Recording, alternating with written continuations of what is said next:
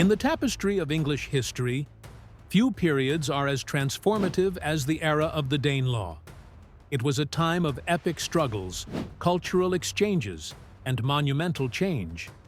Our journey today takes us back more than 1,000 years, to an England divided under the shadow of Viking conquest, where the foundations of modern Britain were laid.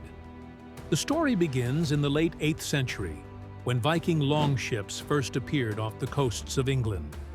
These Norse raiders, renowned for their ferocity and seafaring prowess, soon became a formidable force, launching lightning raids that struck terror into the hearts of coastal communities.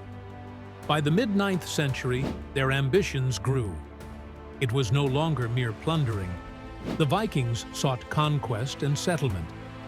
In 865 AD, a large coalition known as the Great Heathen Army, led by legendary figures such as Ivar the Boneless and Halfdan Ragnarsson, swept across England.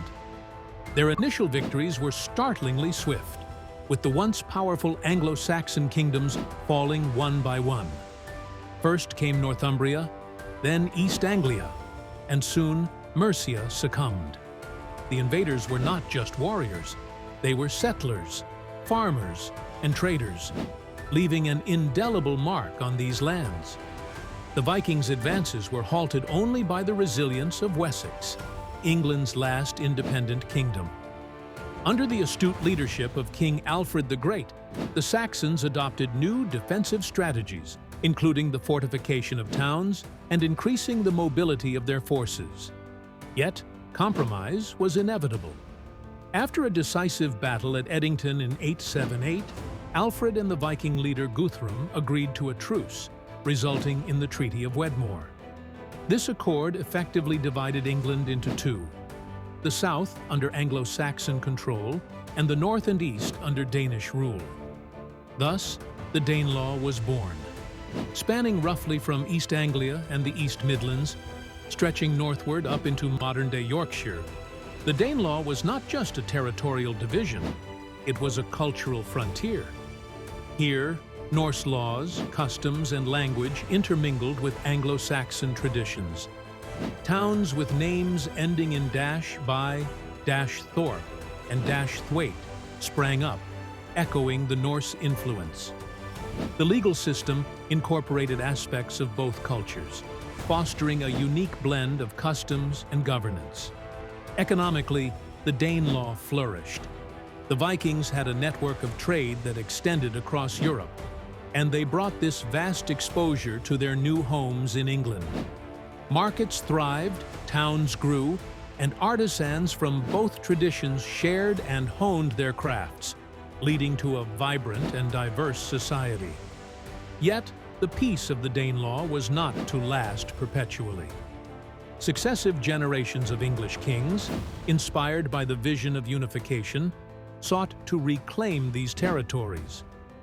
Conflict rekindled in the late 10th century under kings such as Ethelred the Unready, whose struggles against Viking incursions were so severe that they led to the infamous St. Brice's Day massacre, an event that supposedly ordered the killing of all Danes in England.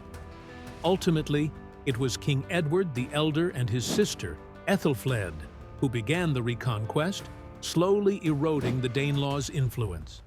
By the mid-10th century, their efforts culminated in a unified England under the rule of King Edgar the Peaceful. Despite this reunification, the cultural and legislative impacts of the Danelaw endured, embedding Scandinavian elements into the very fabric of England. As we reflect upon the Danelaw era, its legacy extends beyond mere conquest.